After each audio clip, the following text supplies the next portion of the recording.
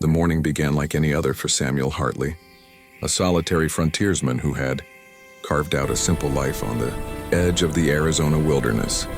His cabin, a worn, weather-beaten structure with a broken roof and timber walls, sat alone in a valley wrapped by towering pine trees. Out here, silence was a friend and distance was a shield. Samuel liked it that way. After years spent in wars he no longer believed in, he had traded the battlefield for peace, the sound of rifles for the whisper of wind through the evergreens. But peace on the frontier was fragile, and that truth came crashing into his life on a golden morning thick with rising dust.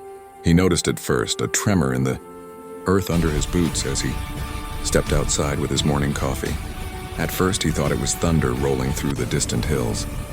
But then came the dust cloud, swelling upward from the ridgeline like a living thing. Horses, many horses, riders moving in formation, a patrol or worse. Samuel set his cup down slowly. He had spent enough time in Apache territory to know the difference between a small scouting party and a full war movement. This was the latter. They were coming fast, hundreds of riders strong, a storm of hooves and dust sweeping toward the valley floor. Instinct told him to retreat into his cabin. Logic told him that no wooden door could hold back what was coming. So he remained in the doorway, still as stone, watching the horizon swell, with the thunder of hooves and the glint of sunlight bouncing off spearheads.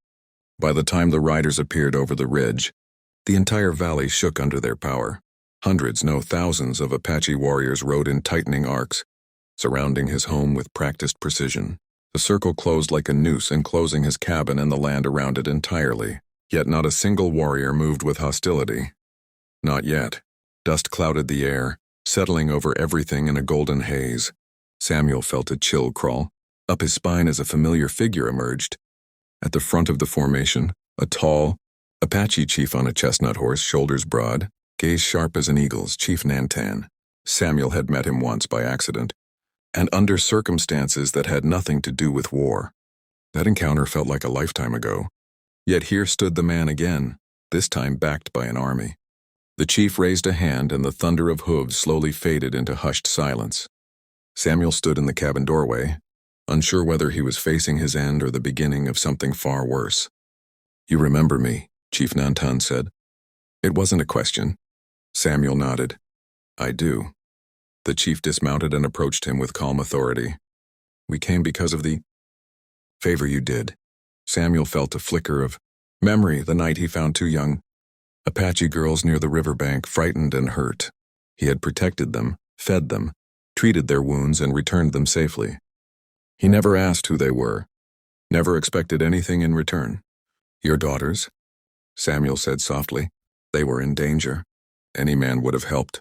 "Not any man," Nantan replied. "Most would have used them as tools, leverage, ransom." The chief stepped closer. "But you hid them. You cared for them. You kept their spirits alive." Samuel's jaw tightened. He didn't want praise.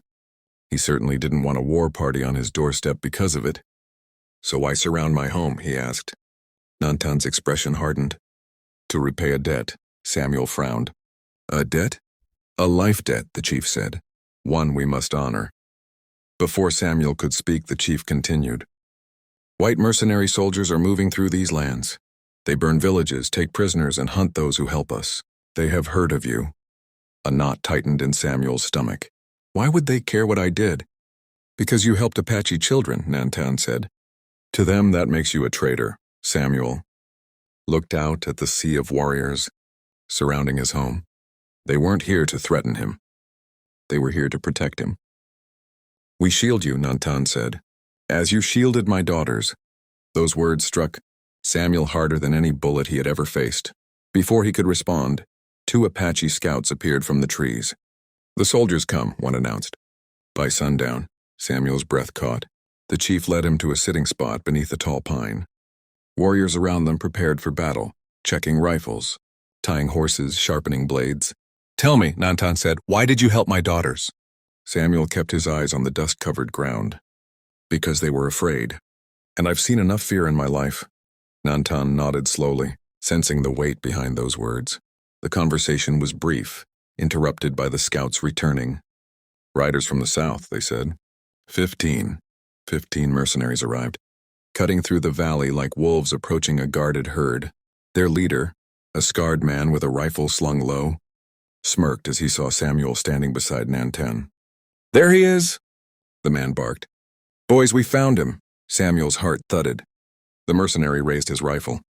"Come with us, Hartley, or we burn your cabin down with you in it." Before Samuel could answer, Nantan stepped forward. "He is under our protection." "Move aside," the soldier snapped. Nantan didn't blink. He raised his hand, slightly an unspoken signal, and 100 spears lowered in perfect unison. The mercenary's smirk faltered. "You're willing to start a war over one white man?" "No," Nantan replied calmly. "We are willing to finish one." The valley fell into suffocating silence. Then the soldier spat into the dirt. "We'll bring more men, enough to wipe all of you out." They rode away in a cloud of dust, leaving tension behind like a storm waiting to strike. Nantan watched them disappear. "They will return," he said, "and next time, they will not talk first." Samuel swallowed hard. "What will we do?" The chief placed a firm hand on his shoulder. "What you did for my daughters, we now do for you." The weight of those words pressed Samuel's chest like iron. "A storm is coming," Nantan said, looking toward the horizon. "And when it arrives, we will choose, fight for you, or die beside you." As the last light of evening stretched across the valley, Samuel realized that a simple act of kindness had placed him in the center of a battle he never asked for, but one he could no longer escape.